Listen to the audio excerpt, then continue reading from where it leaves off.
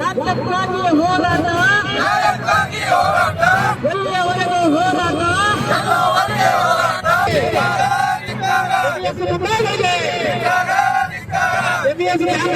ಜನಪ್ರತಿನಿಧಿಗಳಿಗೆ, ಜನಪ್ರತಿನಿಧಿಗಳಿಗೆ,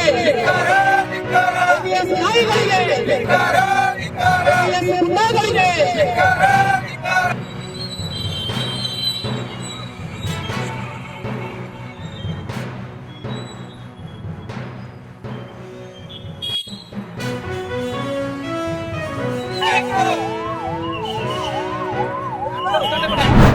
ಬಜೆಟ್ನಲ್ಲಿ ಬಹುಸಂಖ್ಯಾತರಿಗೆ ದುಡಿಯೋ ವರ್ಗಕ್ಕೆ ಏನಾರು ಬಿಡಿಕಾಸೈತ?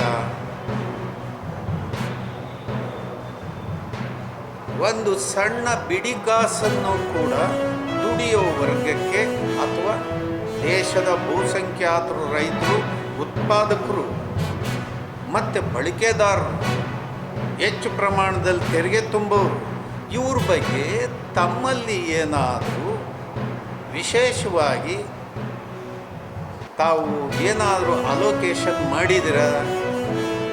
ಇಲ್ಲ. ದಿಲ್ಲಿ ಸರ್ಕಾರದಲ್ಲಿ ಇಲ್ಲ.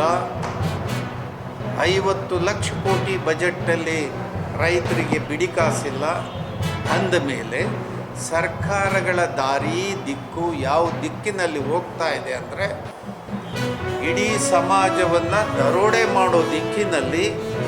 ಕೇವಲ ಈಗ ಮೊನ್ನೆ ಒಂದು ಪ್ರಜಾವಾಣಿ ಪತ್ರಿಕೆಯಲ್ಲಿ ಫ್ರಂಟ್ ಪೇಜ್ ನ್ಯೂಸ್ 16.35 ಲಕ್ಷ ಕೋಟಿ 25ರಿಂದ 30 ಜನರಿಗೆ